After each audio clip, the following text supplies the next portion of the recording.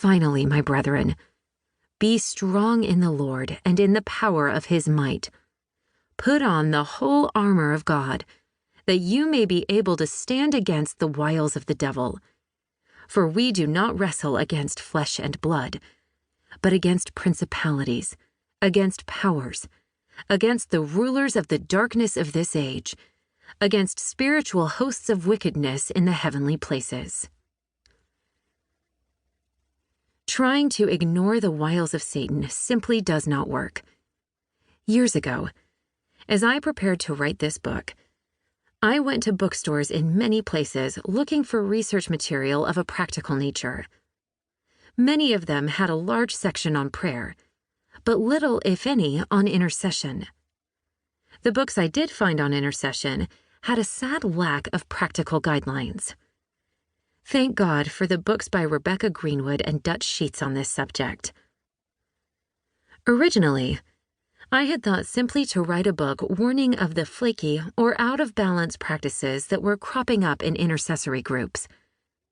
However, Peter Wagner sat me down one day in his study in Altadena, California, and challenged me to broaden my scope to include intercession as a whole. From this discussion came the vision to write Possessing the Gates of the Enemy in its present form.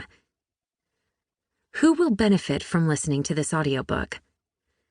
Possessing the Gates of the Enemy is written with a broad brush to include beginning intercessors as well as those who are mature leaders. Pastors and ministry leaders will reap much by studying the practical sessions written for them. One of my greatest frustrations as a young intercessor was that I had no one to talk to on a practical level about intercession. I was not really sure if I was praying on target or if I was out in left field. Possessing the Gates of the Enemy begins with chapters for those who feel the same frustration, and I have attempted to share my heart with those who are interested in the call to intercede. I have tried to remember the numerous questions that spilled out of me when seasoned prayer warriors would take time to listen. Since I cannot speak to each of you personally, I have tried to talk to you as if we were sitting down across a table and you were asking me the many questions you have about intercession. Because this book has been written from my life experiences, you will see a transition from chapter to chapter as I grew and the gifting matured. To tell you the truth, it was a very stretching, and that is an understatement, experience to try to analyze the process the Lord took me through from intercessor to prayer leader. As Peter Wagner said, it is usually not the nature of intercessors to analyze what God is doing in their lives. They are too busy just praying.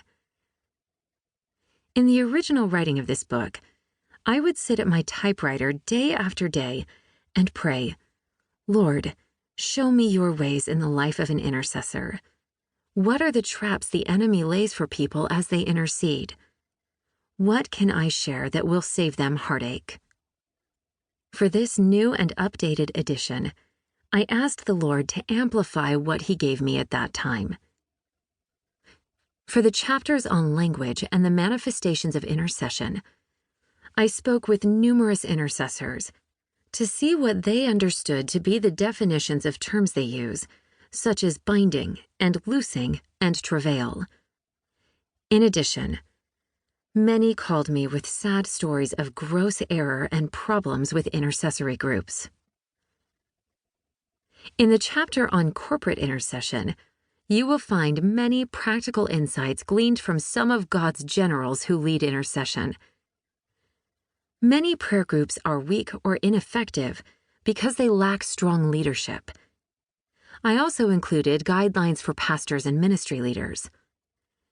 Many of these individuals are strong intercessors themselves and are on the cutting edge of this prayer movement. I have a special heart for the pastors of the nations and hope this section will save them some grief in working with their prayer leaders. In addition, prayer leaders will find guidelines to share with their prayer groups that will bring order and peace to the meetings. The interest in prophetic intercession is on the upswing. The chapter on this tells how to prophesy in prayer